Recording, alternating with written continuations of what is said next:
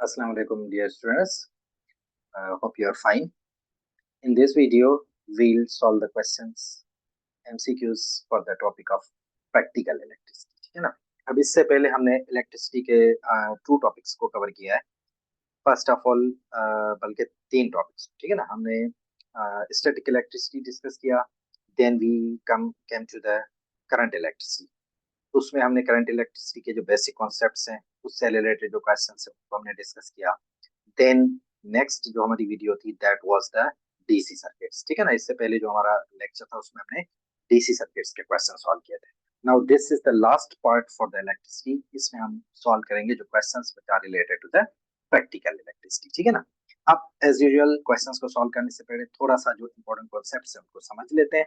Concept समझने के बाद हमारे जो क्वेश्चंस की अंडरस्टैंडिंग होगी वो काफी इजी हो जाएगी आपके. ठीक है ना.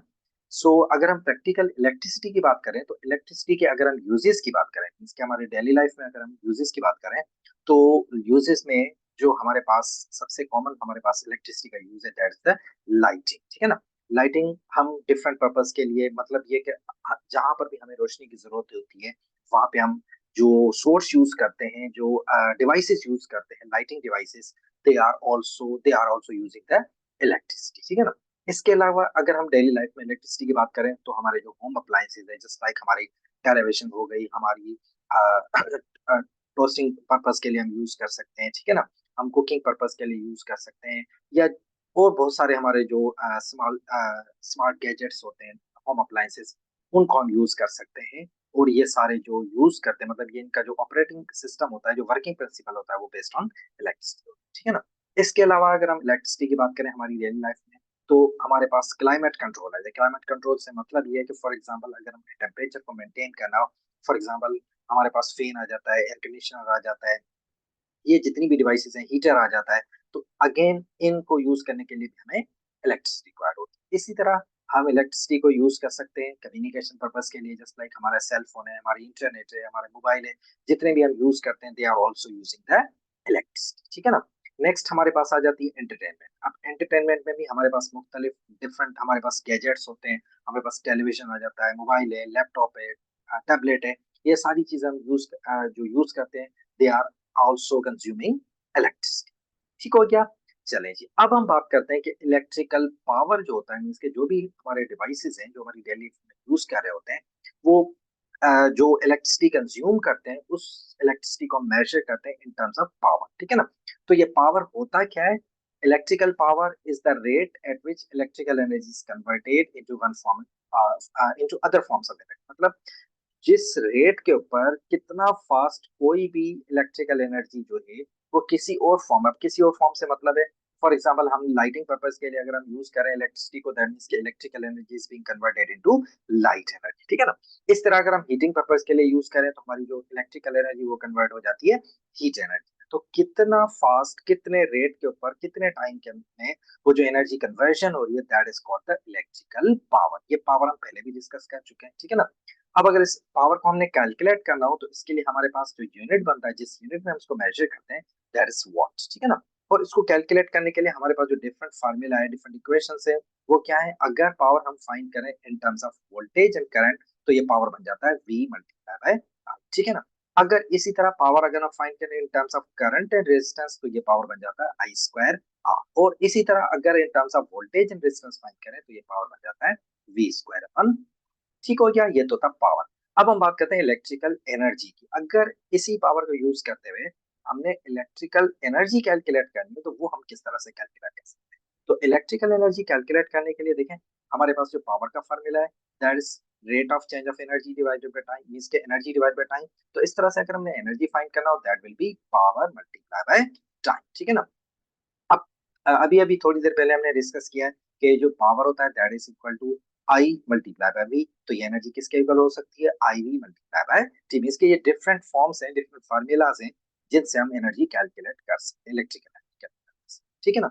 इसी तरह अगर हम एनर्जी कैलकुलेट करें इन टर्म्स ऑफ रेजिस्टेंस तो ये किसके इक्वल हो जाएगा? मींस कि वही पावर वाले फार्मूला है, उन फार्मूला को ही हम एनर्जी को कैलकुलेट करने के लिए हम यूज करें. ठीक है ना. तो ये बन जाएगा I square R multiply by T. Similarly अगर हम एनर्जी फाइंड करें, इलेक्ट्रिकल एनर्जी फाइंड करें in terms of voltage and resistance तो that will become V square R, V square upon R multiply by T. ठीक हो गया। चले, अब मोस्ट इंपॉर्टेंट थिंग कि जो हम इलेक्ट्रिसिटी की जो कॉस्ट है वो किस तरह से कैलकुलेट होती है, इसके जो हमारे पास बिल आता है, हम इलेक्ट्रिसिटी कंज्यूम करते हैं, at the end of month हमारे पास इलेक्ट्रिसिटी का बिल आता है, ठीक है ना।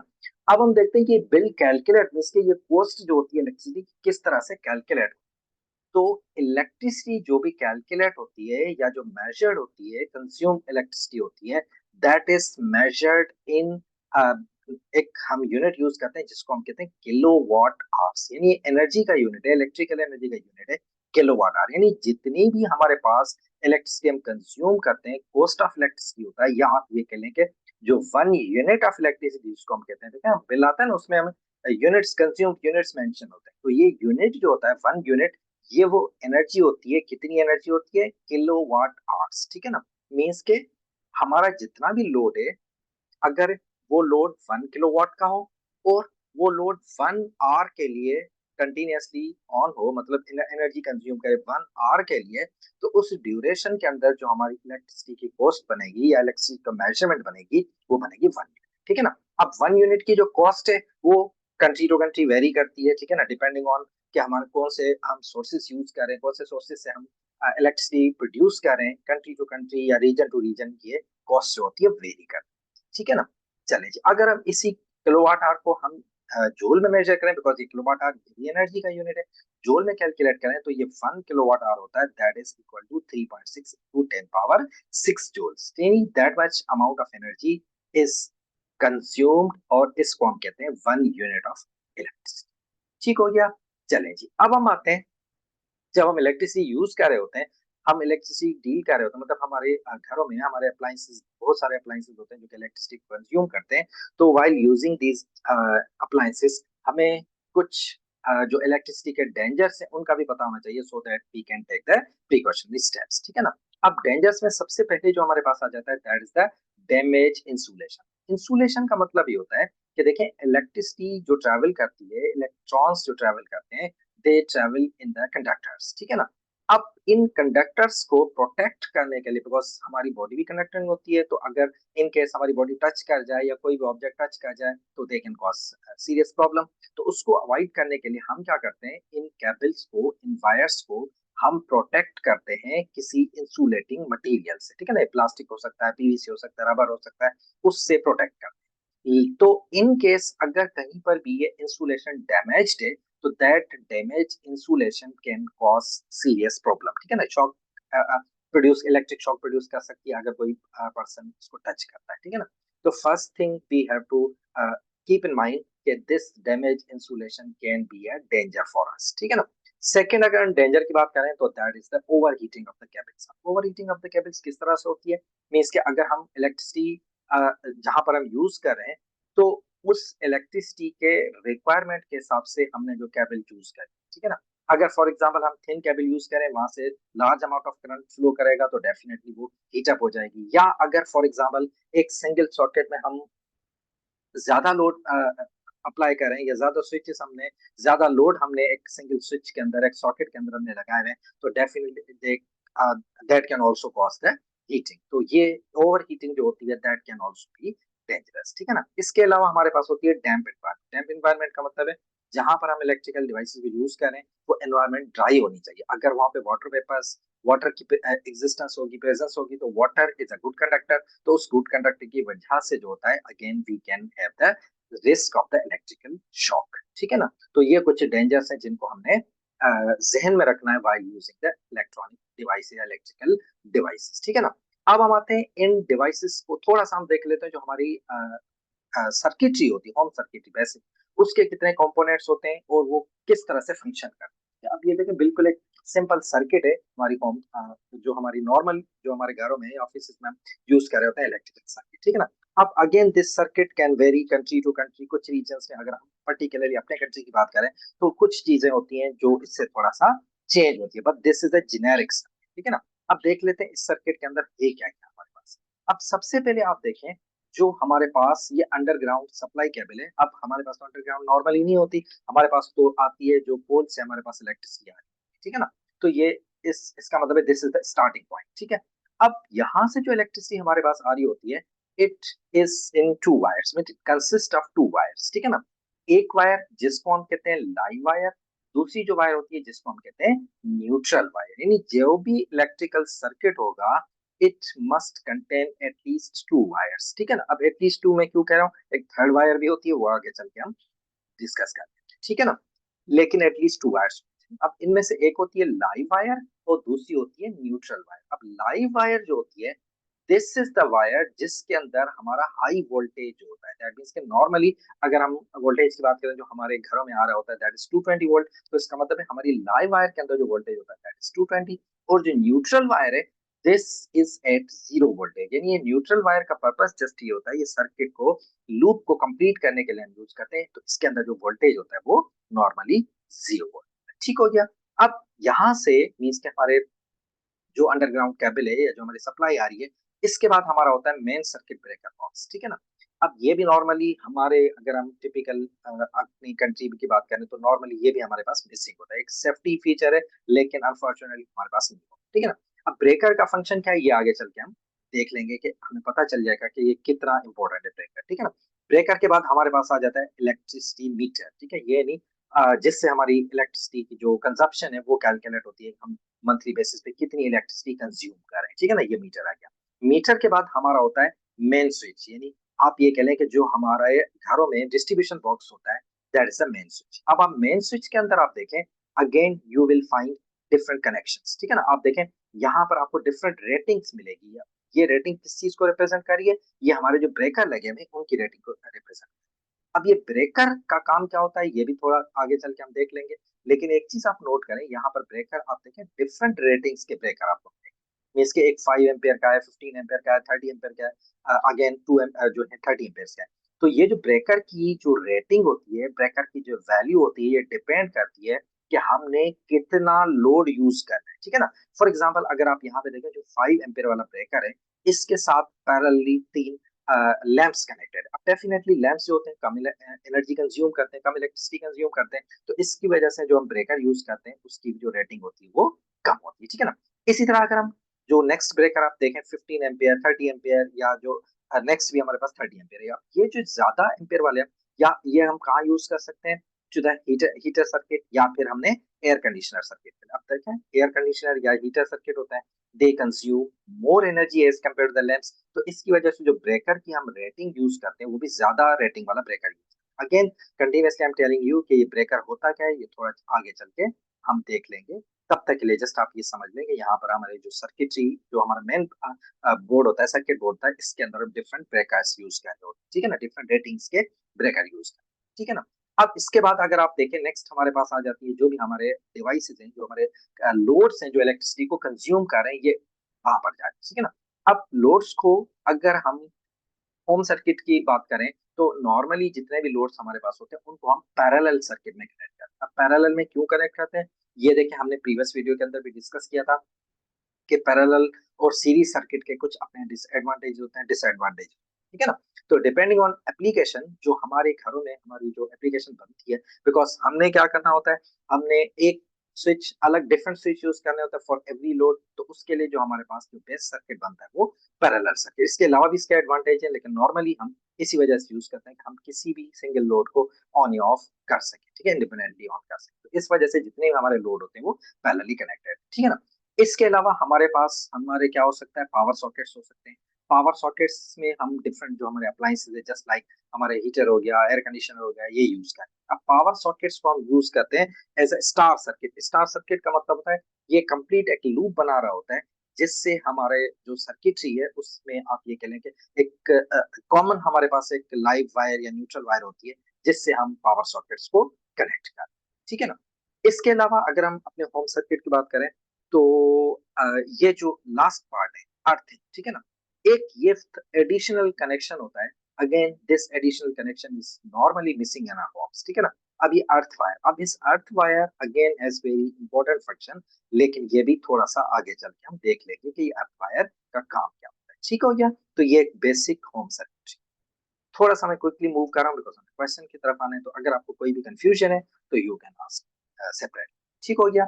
चलिए अब हम मूव करते हैं कि अगर हम जो हमारे होम सर्किटरी होती है उसमें usually normally 3 different wires use कर रहे हैं, ठीक है ना। अभी भी मैंने नॉर्मली हमारे पास जो 2 वायर्स होती है, लेकिन हम थर्ड वायर भी यूज करते हैं। उसमें जो सबसे पहले वायर है या जो मोस्ट इंपॉर्टेंट हमारे पास जो वायर होती है उसको हम कहते हैं लाइव वायर, जिस जो मोस्टली ब्राउन कलर की, ठीक है। अगेन नॉट नेसेसरी ब्राउन, बस यूजुअली ब्राउन कलर, ठीक है।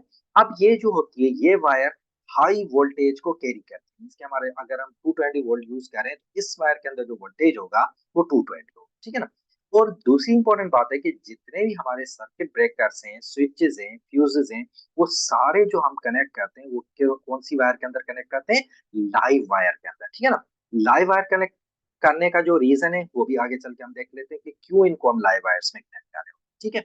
अब नेक्स्ट जो हमारी वायर होती है that is a neutral wire, ठीक है, जो नॉर्मली हमारे ब्लू कलर।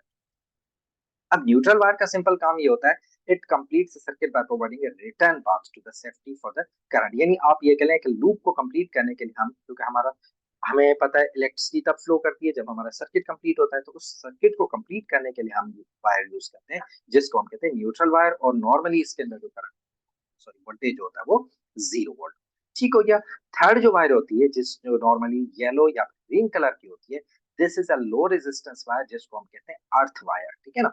अब इसका जो काम होता है, again it is used as a safety feature. थोड़ा सा आगे चल के हम अगेन इसको डिटेल में देख लेंगे कि इस अर्थिंग का जो पर्पस होता है, ये एडवांटेज क्या, ठीक हो गया। तो नॉर्मल ये 3 वायर्स हम यूज कर रहे हैं हमारे होम सर्किट, ठीक हो गया। अब हम आते हैं कि हमारे होम सर्किट के अंदर जो हम सेफ्टी फीचर्स हैं वो कौन कौन से हो सकते हैं और उनका फंक्शन क्या होता है, मतलब कौन कौन से सेफ्टी फीचर्स हम इंक्लूड कर सकते हैं हमारे होम सर्किट। सबसे पहले हमारे पास आ जाता है सर्किट ब्रेकर, ठीक है।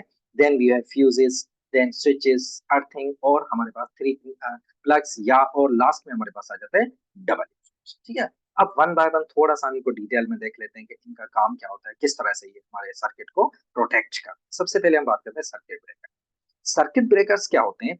दे are the safety devices that can switch off the electrical supply in a circuit when large current flows through them. मतलब ये हमारे पास एक सेफ्टी फीचर्स होता है, सेफ्टी स्विचेस होते हैं। इनका पर्पस ये होता है कि इन केस हमारे सर्किट के अंदर, यानी जो हमारी लिमिट है सर्किट की उससे ज्यादा अगर करंट फ्लो करेगा तो ये ऑटोमेटिकली सर्किट को क्या कर देंगे? ऑफ कर देंगे। तो ऑफ करने से एडवांटेज ये होगा कि हमारे अप्लायंसेस जो है वो ब्रेक डाउन होने से, डैमेज होने से बच जाए, ठीक है ना। तो इनका पर्पस ये होता है। अब आप देखें इनके ऊपर डिफरेंट रेटिंग्स लिखी होती है, जस्ट लाइक आप देखें ये हमारे पास स्विच है जिसकी रेटिंग है 15 या 16 एम्पियर।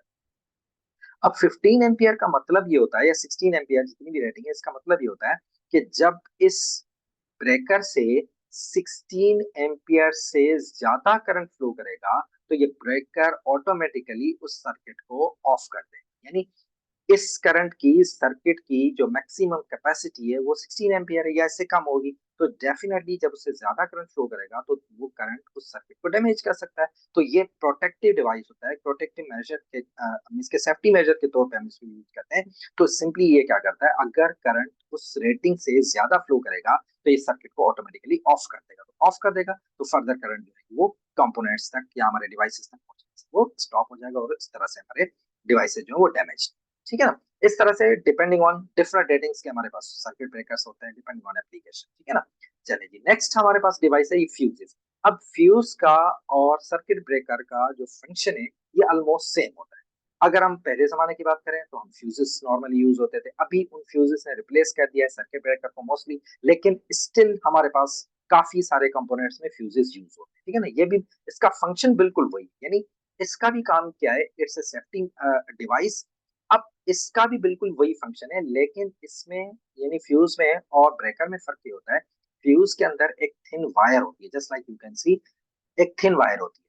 तो जब एक्सेसिव करंट फ्लो करता है, यानी जितनी भी इसकी रेटिंग होगी उससे जब करंट ज्यादा फ्लो करेगा तो ये वायर क्या होती है, ये ब्रेक डाउन होती है, ब्लो हो जाती है। तो जब ये वायर ब्रेक डाउन हो गई तो इसका मतलब फर्दर करंट फ्लो नहीं करेगा, लेकिन दोबारा हमने उस सर्किट को कंप्लीट करने के लिए इस वायर को रिप्लेस करना पड़ेगा, ठीक है ना। ये वायर निकाल के ये वायर जल जाएगी, इसका मतलब है इसको रिप्लेस करके हमने दूसरी वायर यहाँ पर लगानी पड़ेगी। लेकिन फ्यूजेस के अंदर, सॉरी ब्रेकर्स के अंदर इस तरह नहीं, ब्रेकर ऑफ हो जाता है, दोबारा हम उसको ऑटोमेटिकली ऑन कर सकते हैं, जस्ट लाइक ए स्विच होता है, उसको ऑन कर सकते हैं तो वो दोबारा अपना फंक्शन परफॉर्म करेगा। तो ये बेसिक डिफरेंस है फ्यूजेस और ब्रेकर्स के, ठीक हो गया। नेक्स्ट हमारे पास आ जाते हैं स्विचेस। तो स्विचेस आर वेरी कॉमन, ठीक है ना। जब भी हम सर्किट को ऑन ऑफ करने के लिए हम यूज करते हैं, जब हमें रिक्वायरमेंट होती है सर्किट हमारी करंट फ्लो करती रहे, जब हमारा काम खत्म हो जाए हम उसको ऑफ करने के लिए हम यूज करते हैं स्विचेस, ठीक है ना। अब स्विचेस के लिए अगेन एक इंपॉर्टेंट पॉइंट है कि स्विचेस हम जब भी कनेक्ट करेंगे वहां पे कनेक्ट करेंगे लाइव वायर के अंदर, not in the neutral wire, ठीक है ना। जब न्यूट्रल वायर के अंदर कनेक्ट करेंगे तो वो भी आगे देख लेते हैं कि उसका इम्पैक्ट क्या, ठीक हो गया। चले जी, अब हम देख लेते हैं कि अगर हम स्विच को कनेक्ट कर रहे हैं कहां पर, लाइव सॉरी न्यूट्रल वायर के अंदर, तो व्हाट विल हैपन। अब देखें कंडीशन है हमारे पास, an electrical fault results in the live wire touching the metal case, ठीक है ना। किसी भी कंडीशन की वजह से, डैम्प्ड ऑसिलेशन की वजह से, या इंटरनल कोई फॉल्ट हो जाता है, कोई शॉर्ट सर्किट हो जाता है, तो अगर हमारी बॉडी केसिंग यानी जो भी हम डिवाइस यूज करें, जो कंपोनेंट्स हम यूज करें, फॉर एग्जाम्पल हमारे पास फ्रिज हो सकती है, हमारे पास वॉशिंग मशीन हो सकती है, हमारे पास एयर कंडीशन हो सकता है, हीटर हो सकता है, कोई भी डिवाइस हो सकता है, ठीक है ना।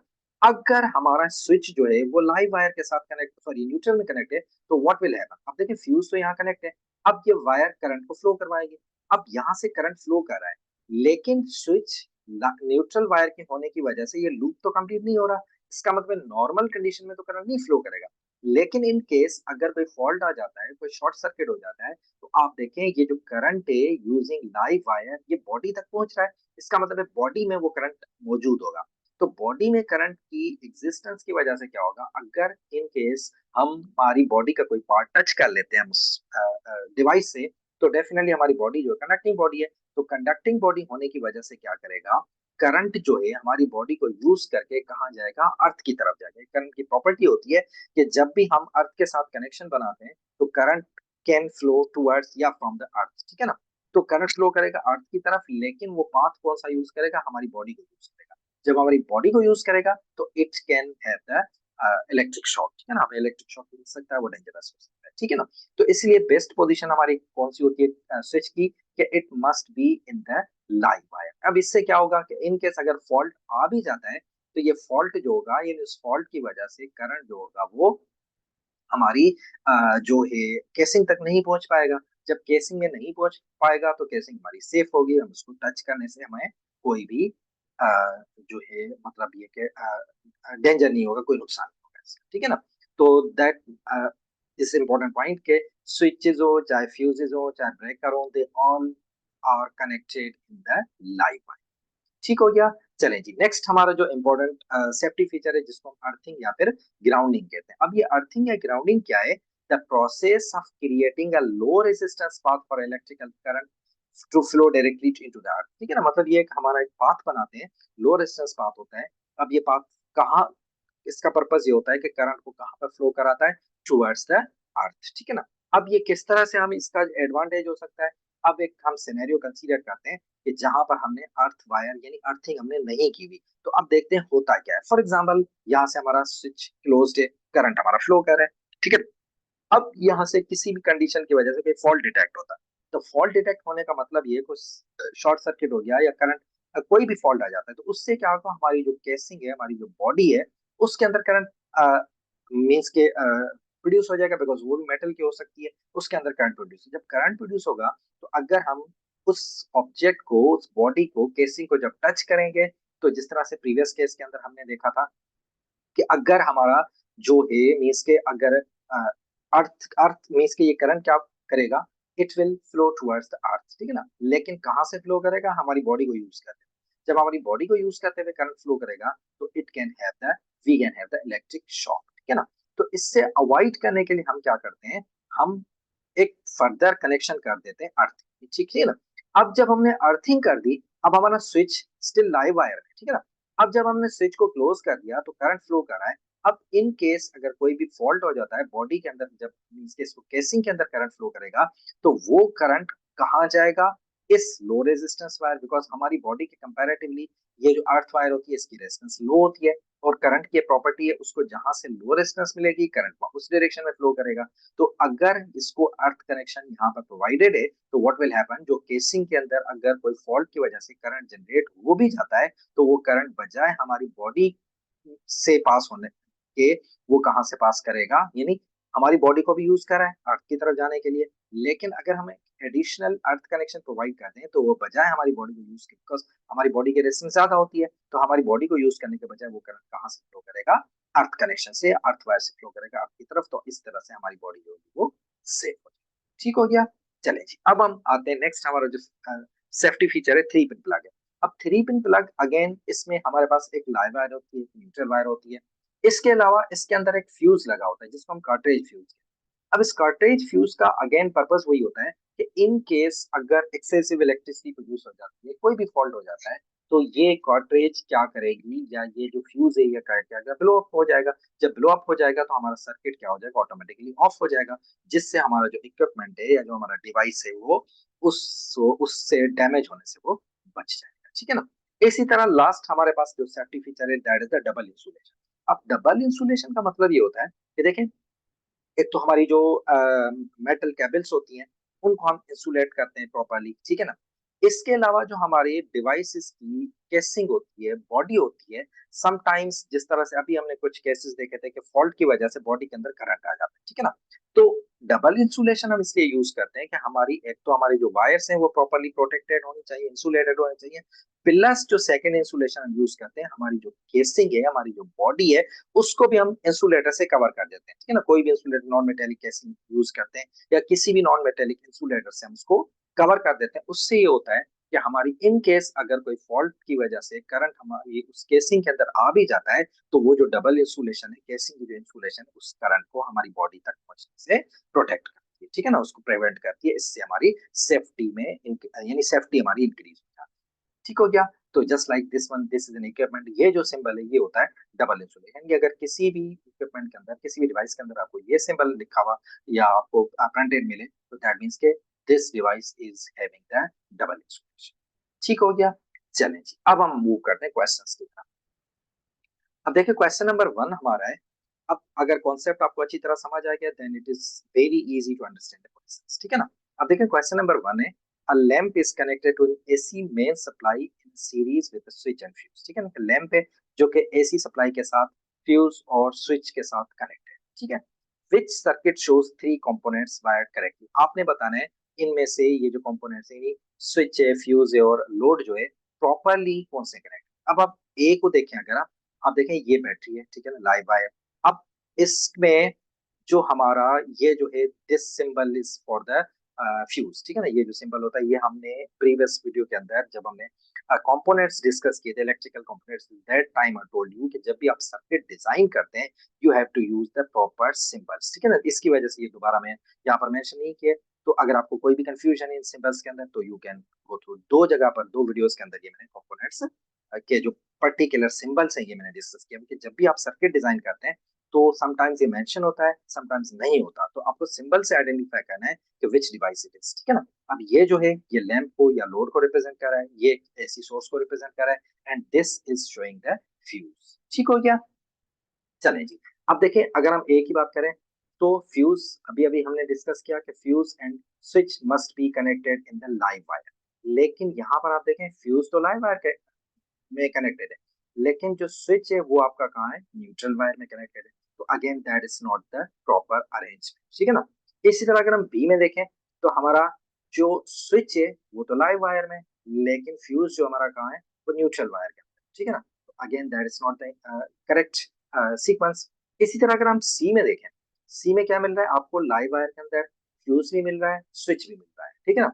इसी तरह अगर आप डी में देखें तो डी के अंदर फ्यूज और स्विच दोनों कहां पर है, न्यूट्रल के अंदर है। तो इसका मतलब हमारी करेक्ट पोजीशन के लिए हमें क्या चाहिए, fuse must be live wire, also switch का भी होना चाहिए, वो भी लाइव वायर के अंदर होना चाहिए। इसका मतलब है हमारा ऑप्शन सी करेक्ट। ठीक हो गया। चलेंगे नेक्स्ट क्वेश्चन, ये जो हमने 3 पिन प्लग यूज किया तो उससे रिलेटेड क्वेश्चन है। The diagram shows the wiring of a 3 pin main plug, there is an error in the diagram. आपने बताना कोई फॉल्ट है, कोई एरर है, व्हाट इज दैट एरर। अब देखें अगर ये हमने डिस्कस किया था कि 3 जो पिन स्विच जिसको हम यूज करते हैं, प्लग यूज करते हैं। अब इस प्लग को अगर आप कंपेयर करें, सबसे पहले देखें लाइव वायर।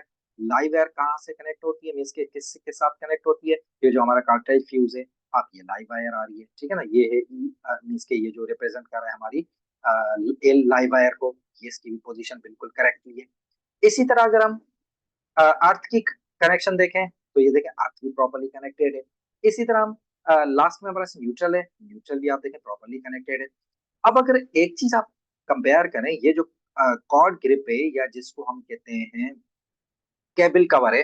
अब ये आप देखिए यहाँ पर प्रॉपरली इस क्लिप के अंदर या इस ग्रिप के अंदर प्रॉपरली इंसुलेटेड, इससे पहले ही इसमें इसकी जो केसिंग है या फिर कहने इंसुलेशन है वो ओपन है, लेकिन इंसुलेशन हमारी ओपन नहीं होनी चाहिए, एक सेफ्टी मेजर है। तो ये इंसुलेशन हमारी इसके अंदर यानी प्रॉपरली ग्रिप्ड होनी चाहिए, सो दैट ये किसी भी केस के अंदर अगर हम इसको टच कर ले, कोई ऑब्जेक्ट टच कर ले, तो उसको शॉक ना हो, या ये कह लें कि हमारी उससे जो प्रिकॉशन है या आप ये लेके सेफ्टी हमारी जो वो एट रिस्क हो जाती है अगर ये प्रॉपरली इंसुलेटेड नहीं।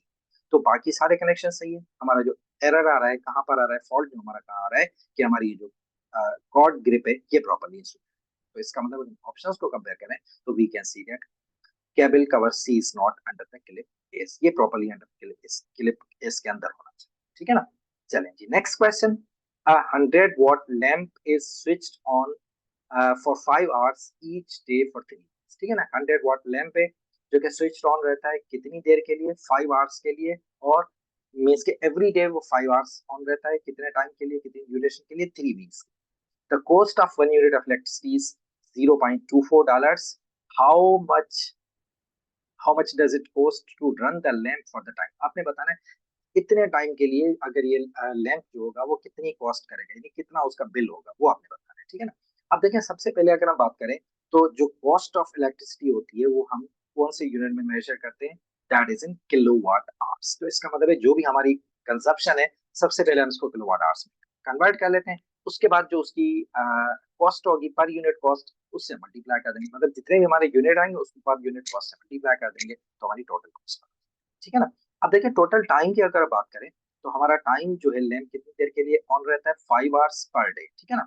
और इसका और कितने ड्यूरेशन के लिए, 3 weeks के लिए, 3 weeks का मतलब है 21 days हो गए। तो अगर हम टोटल आवर्स में फाइंड करें तो ये हो जाएगा 105 hours, ठीक है ना। मतलब ये 3 weeks में टोटल कितनी देर के लिए ऑन रहता है लैंप, 105 hours, ठीक है ना।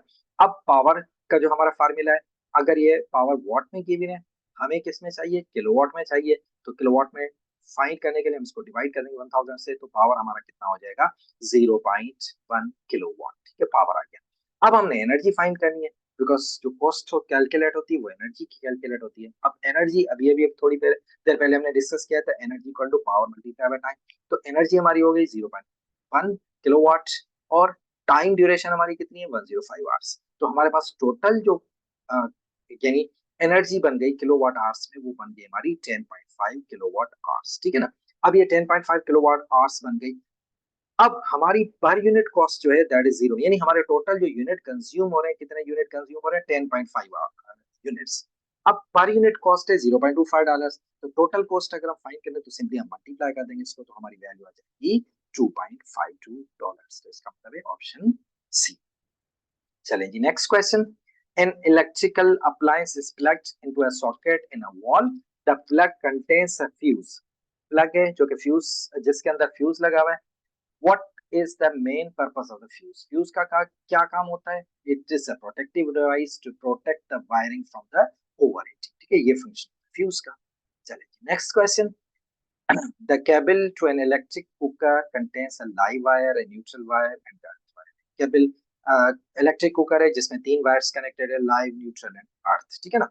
When the cooker is working correctly in which wire और द करंट्स इक्वल, अगर वो मतलब करेक्टली वर्क कर रही है तो कौन सी 2 वायर्स होंगी जिनमें करंट इक्वल होगा। अब आप देखें जो लाइव सॉरी अर्थ वायर होती है वो एज ए सेफ्टी फीचर हम यूज करते हैं, यानी उसमें करंट तब फ्लो करता है जब हमारे सर्किट के अंदर कोई फॉल्ट आ जाता है, हमारी कोई एक्सेसिव करंट आ जाता है, उस केस के अंदर हमारा अर्थ वायर फंक्शन। अदरवाइज हमारा जो करंट होता है यानी वो कौन से वायर्स को यूज कर रहा होता है, जो हमारा सर्किट कंप्लीट कौन से वायर्स होता है, कौन से वायर से होता है, वो होती है लाइव और न्यूट्रल वायर। इसका मतलब है नॉर्मल कंडीशन के अंदर जो करंट इक्वल होगा वो किसमें होगा, न्यूट्रल एंड लाइव वायर, ठीक है ना। चले जी नेक्स्ट क्वेश्चन।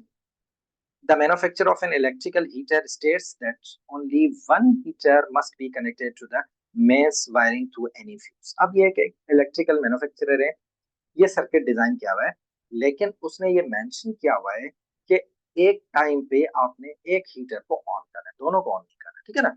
एक टाइम पे एक हीटर को ऑन करना है। The current in the circuit with only one heater is 9 ampere, यानी जब एक हमारा हीटर ऑन होता है तो करंट जो फ्लो करता है उस सर्किट के अंदर वो कितना करंट फ्लो करता है, 9 ampere. The fuse rating 10 ampere. Fuse 10 ampere का हमने इसलिए लगाया क्योंकि हमारा मैक्सिमम करंट 9 एम्पियर है। तो इन केस अगर फॉल्ट आ जाता है तो जब 10 एम्पियर से ज्यादा करंट फ्लो करेगा उस वायर के अंदर तो ये फ्यूज ब्लो अप हो जाएगा, यानी हमारा सर्किट सेफ हो जाएगा, ठीक है ना। तो इस वजह से जो रेटिंग फ्यूज की यूज करते हैं वो भी हमारी रिक्वायरमेंट के हिसाब से, हमारी रिक्वायरमेंट यही है, करंट 9 एम्पियर मैक्सिमम फ्लो करता है, तो इस वजह से हम फ्यूज जो यूज करें वो 10 एम्पियर का यूज करें, ठीक है ना। अब क्या है, despite the warning a second identical heater is, मतलब उस वार्निंग को अवॉइड करते हुए बजा बावजूद इसके हम क्या करते हैं, या जो यूजर है वो क्या कर रहा है, एक और हीटर कनेक्ट कर रहा है, ठीक है, आइडेंटिकली, मतलब सेम हीटर है। अगर ये 9 एम्पियर कंज्यूम कर रहा है तो जो अदर हीटर यूज कर रहा है, कनेक्ट कर रहा है, वो भी 9 एम्पियर यूज करेगा, ठीक है ना। Added as shown when the switch is closed, fuse close, ठीक है ना, जैसे ही स्विच क्लोज होता है ये फ्यूज क्या करता है, लो हो जाता है, ठीक है। The fuse is replaced with 20। उसने क्या किया कि जब फ्यूज लो हो गया, क्योंकि फ्यूज की रेटिंग 10 एम्पियर थी, तो उसने क्या किया, अपनी एक दिमाग लगाया कि मैं क्या करता हूँ, इस फ्यूज की रेटिंग को बढ़ा देता हूँ, कि वो बजाय, अब पहले वो 10 एम्पियर का था, अब जब मेरे पास दो हीटर है तो इनका करंट भी डबल हो जाएगा, तो मैं फ्यूज की रेटिंग को भी क्या करता हूँ, डबल रेटिंग वाला फ्यूज यूज करता हूँ, यानी उसने कितना फ्यूज रिप्लेस कर दिया, उसको 20 एम्पियर से रिप्लेस कर दिया, ठीक है ना। अब देखते हैं what will happen, what happens when the switch is closed। अब क्या होगा जब ये स्विच क्लोज हो जाएगा। अब पहले थोड़ा सिनेरियो को देख लेते हैं, होगा क्या। अब देखिए, सबसे पहले जब हम 20 एम्पियर फ्यूज को मतलब फ्यूज जब 20 एम्पियर यूज करें तो इसका मतलब ये होगा कि फ्यूज जो होगा वो 18 एम्पियर पे ब्लो अप नहीं होगा, क्योंकि करंट अब कितना फ्लो करेगा, 18 एम्पियर, 9 एम्पियर एक हीटर में जा रहा है, तो दो हीटर है तो 18 एम्पियर फ्लो करेगा, तो 18 एम्पियर पर तो फ्यूज ब्लो करेगा नहीं, ठीक है ना। लेकिन हमारी जो वायरिंग है, बिकॉज ये वायरिंग पर भी तो डिपेंड करता है ना, वायरिंग की सेफ्टी के लिए हम फ्यूज यूज करते हैं। हमारी वायरिंग जो मैन्युफैक्चरर ने डिजाइन की थी वो तो एक हीटर के लिए यूज की थी, एक हीटर के लिए डिजाइन की थी, तो एक हीटर का मतलब है मैक्सिमम, अगर वो 9 एम्पियर कंज्यूम कर रहा है तो वायरिंग की जो कैपेसिटी होगी वो ज्यादा ज्यादा 10 से 13 एम्पियर तक होगी, इससे ज्यादा नहीं होगी, ठीक है। अब क्या होगा, अब फ्यूज हमारा कब ब्लो करेगा, जब हमारा वायरिंग के अंदर कितना करंट फ्लो करे, 20 एम्पियर फ्लो करे। अब जब हमने दोनों हीटर साइमल्टेनियसली ऑन कर दिए तो हमारे सर्किट में करंट कितना फ्लो करेगा, 18 एम्पियर करेगा। तो 18 एम्पियर करंट फ्लो करने से फ्यूज तो नहीं ब्लो करेगा, लेकिन जो वायर्स हैं उस ज्यादा करंट को सपोर्ट ही नहीं करेंगी, बिकॉज वायर्स जो डिजाइन की गई है वो ज्यादा से ज्यादा 13 एम्पियर तक की डिजाइन की गई है। तो इसका मतलब है जब 13 एम्पियर से ज्यादा करंट उस वायर के अंदर फ्लो करेगा तो व्हाट विल हैपन, वो वायर्स हीट अप हो जाएंगी। जब वो हीट अप होंगी तो डेफिनेटली वो क्या करेंगी, ब्लास्ट हो जाएंगी, वायर्स ब्लास्ट हो जाएंगी, मेल्ट हो जाएंगी। तो मेल्ट हो जाएंगी तो इसका मतलब है हमारा सर्किट जो होगा वो डैमेज हो जाएगा, ठीक है ना।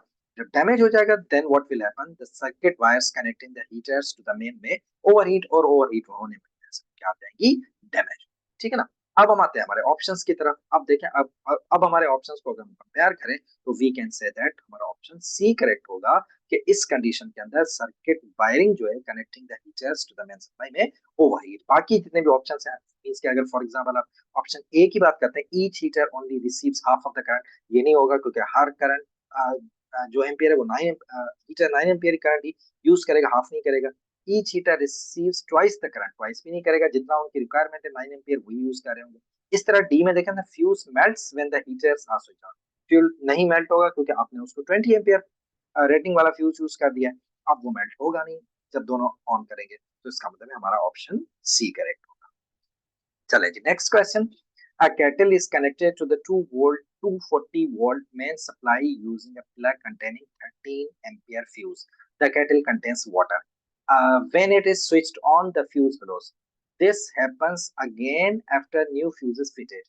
अब एक kettle है connected 240 volt main supply using a plug containing 13 ampere fuse. 13 ampere fuse use करें, ठीक है ना। Kettle contains water. When switch is on, the fuse blows. जैसे ही switch on करते हैं fuse blow हो जाता है। This happens again after a fuse is fitted.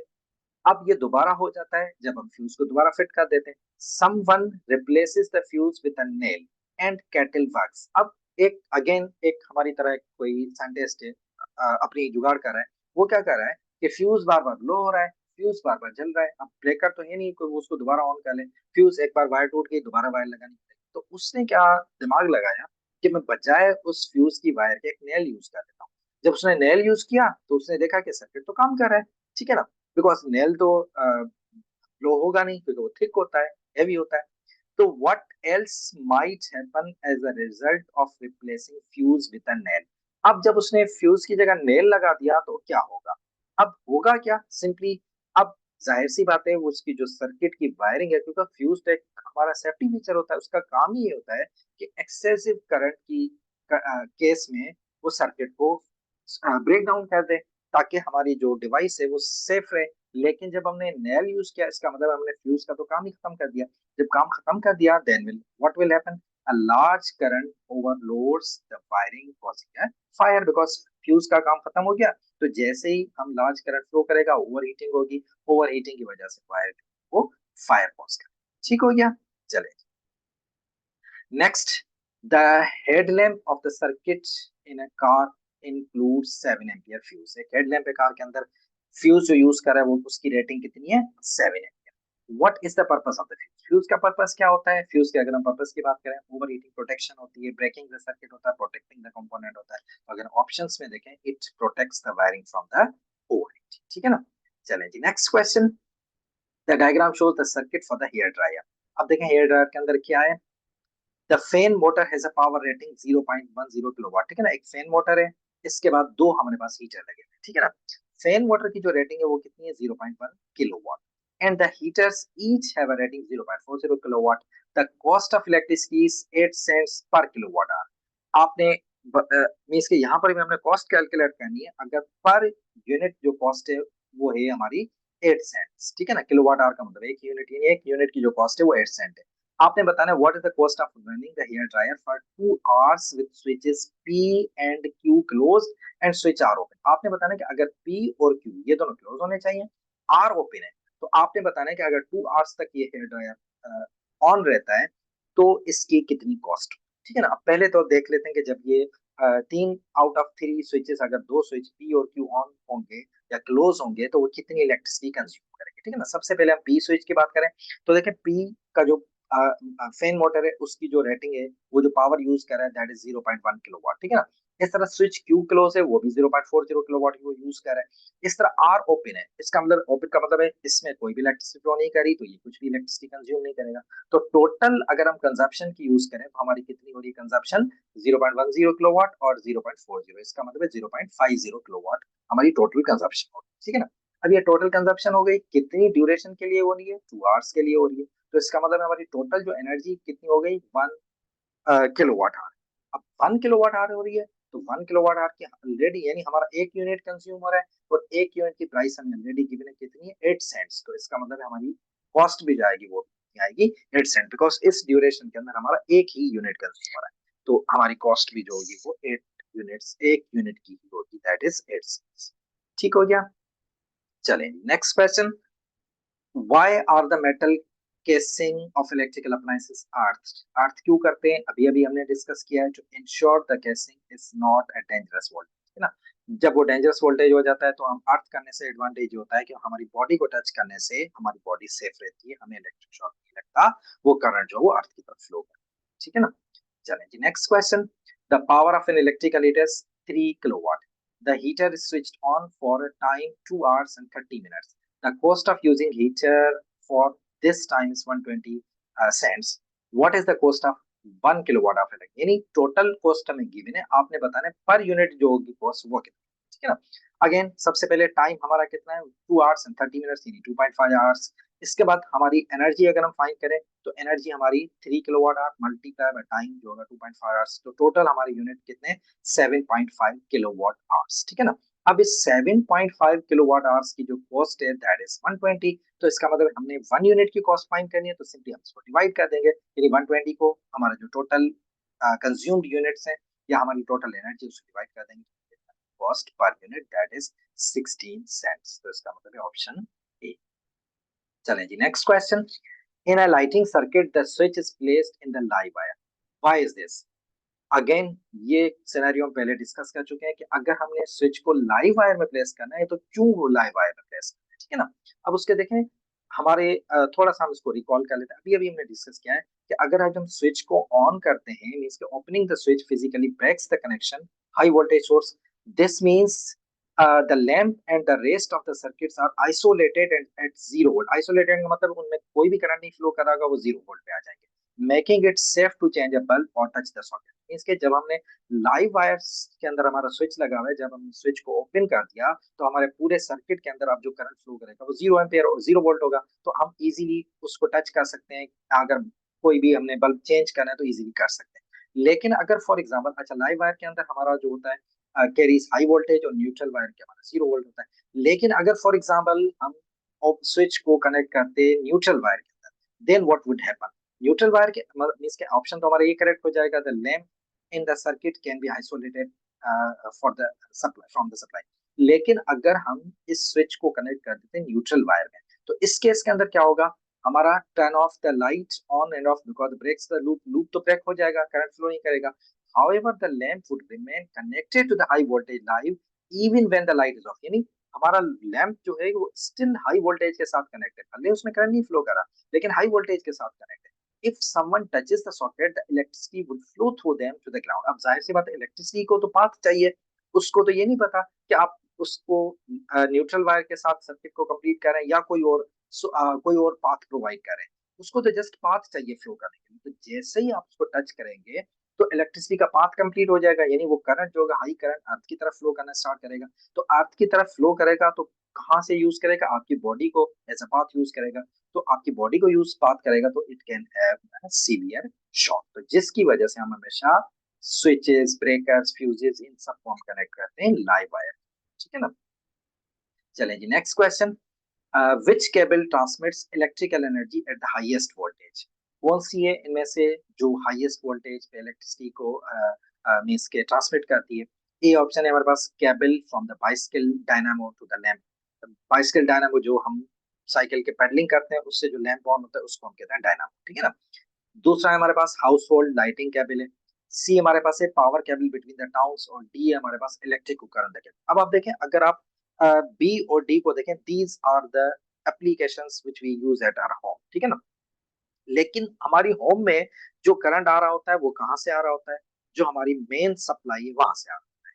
में इसके मेन सप्लाई में हम कौन सी केबल यूज करते हैं? The cable between the towns. ये वो केबल है जो कि मेन सप्लाई से यूज करते हैं।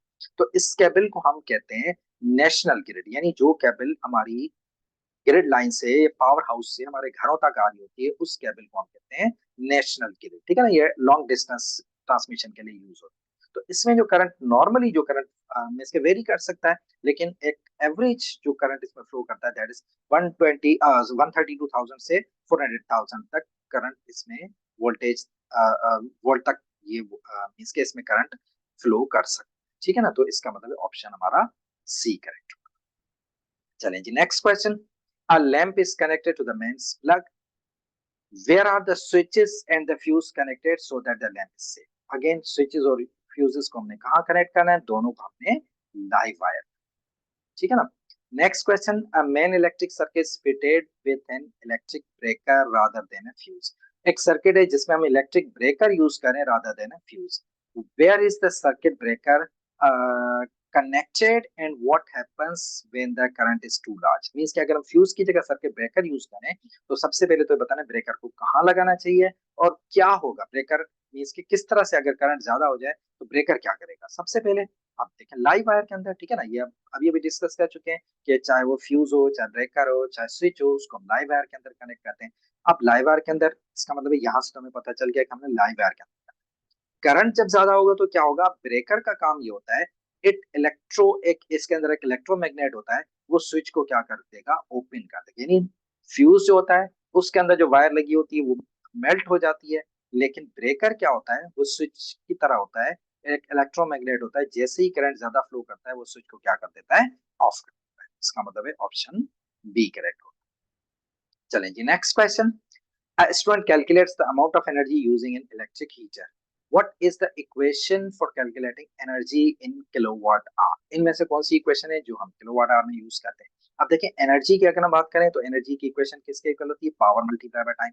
अब अगर इस पावर को हम इन terms of voltage and current करें, मेजर करें, तो ये पावर किसके इक्वल हो जाता है? I multiply by V. तो इसका मतलब है हमारी एनर्जी इन वॉट आवर, क्योंकि टाइम हमारे ऑप्शंस में देखें आपको आवर्स के अंदर जो हमारा क्वेश्चन है उसके अंदर आवर्स में हमने फाइंड किया है।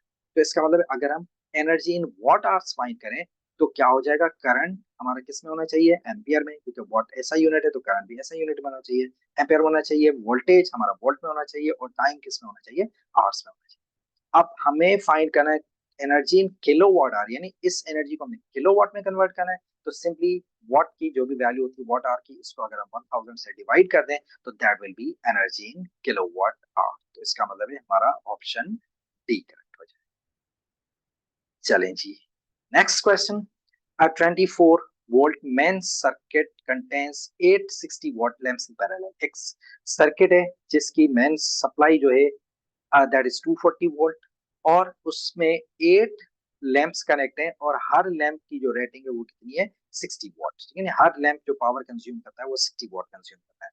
At the time when lamps are switched on, the filaments are cold and the current in is 4 times as larger as final steady current in the circuit। यानी जब आपने सर्किट को ऑन किया उस वक्त जो लैंप्स के फिलामेंट थे वो कोल्ड थे, और वो जो है cold, and the current is 4 times as larger as the steady current in the circuit. उस टाइम उन फिलामेंट को हीट अप करने के लिए, या आप ये कह लें हीट अप करने के लिए जो करंट रिक्वायर्ड था वो स्टेडी करंट, यानी जब वो प्रॉपरली हीट अप हो गए उस वक्त तक जो करंट वो कंज्यूम। बिकॉज अब देखिए ना, फिलामेंट वाले जो बल्ब होते हैं अभी तो यूज नहीं होते, लैंप पहले जमाने में यूज होते थे, अभी भी हो रहे हैं लेकिन कम हो गए।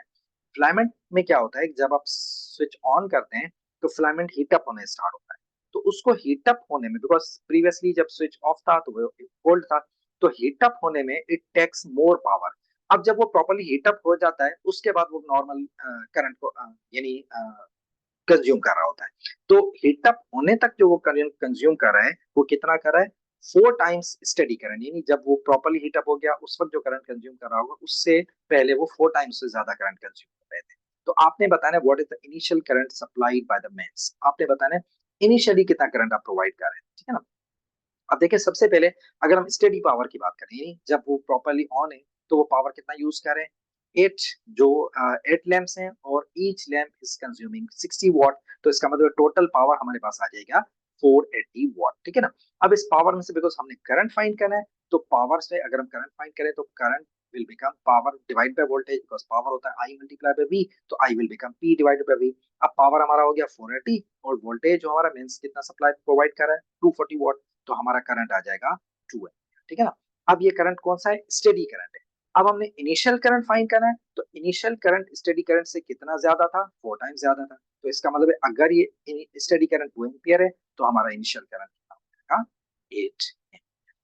ठीक हो गया। So this is all about these questions. ठीक है ना, अगर कोई भी कंफ्यूजन है, कोई क्वेश्चन समझ नहीं आया, या अगर आपके माइंड में कोई और क्वेश्चन है जो आपको डिफिकल्ट लग रहा है तो यू कैन आस्क। ठीक है, इंशाल्लाह नेक्स्ट वीडियो में नेक्स्ट टॉपिक के साथ मिलेंगे। तब तक अल्लाह हाफिज, हैव अ नाइस डे।